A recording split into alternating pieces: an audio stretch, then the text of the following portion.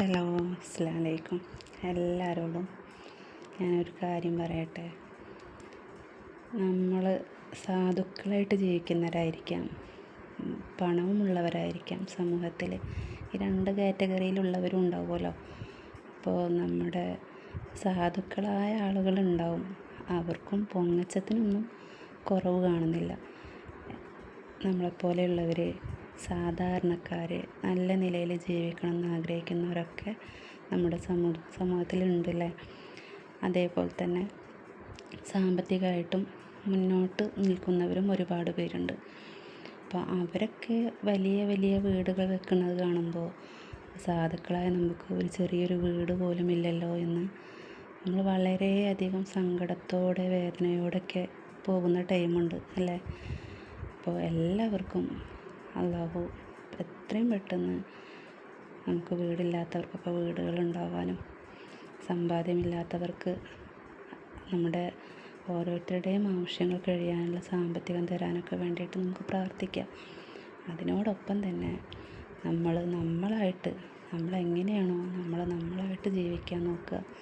സാധുക്കളാണെങ്കിലും ഒരാളവിടെ വലിയ വീട് വെച്ചു, അപ്പോൾ ഇപ്പുറത്ത് എനിക്ക് അതിനേക്കാൾ വലിയ വീട് വെക്കണമെന്ന് ആഗ്രഹിച്ച് നടക്കുന്നവരാണ്, പൊങ്ങച്ചം നടിക്കുന്നവരാണെന്ന് സമൂഹത്തിൽ പലരും. ക്യാഷുള്ളവർക്ക് കുഴപ്പമില്ല, ഇല്ലാത്തവരും അതിനേക്കാൾ കടങ്ങൾ മേടിച്ച് അല്ലെങ്കിൽ ലോണ് എടുത്ത് പൊങ്ങച്ചത്തിന് ഒട്ടും കുറവില്ലാതെ വീട് നിർമ്മിക്കുന്നവരുമുണ്ട്.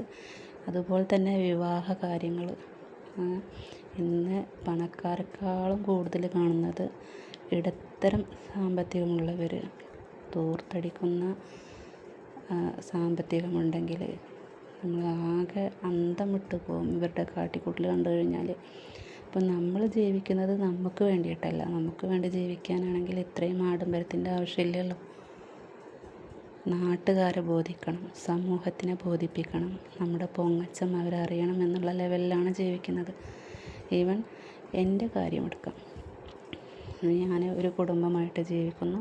ഇതുവരെ വീടായിട്ടില്ല, വീട് പണി പൂർത്തീകരിച്ചുകൊണ്ടിരിക്കുന്നു.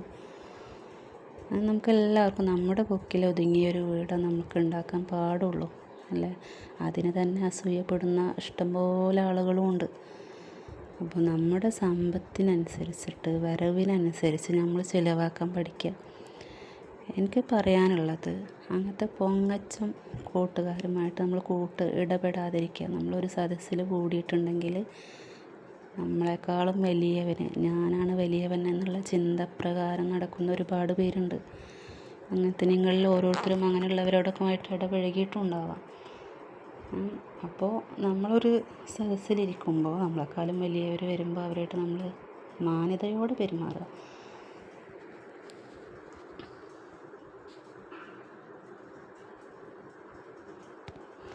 പണത്തിൻ്റെ ഒക്കെ പൊങ്ങച്ചം പറയുന്നവരുടെ അടുത്തുനിന്ന് നമുക്ക് മാറി നിന്നാൽ തന്നെ കുറച്ച് സമാധാനം കിട്ടും. ഓക്കെ, അപ്പോൾ ലൈഫ് സന്തോഷകരമാക്കുക. ഹാപ്പി. ഓക്കെ.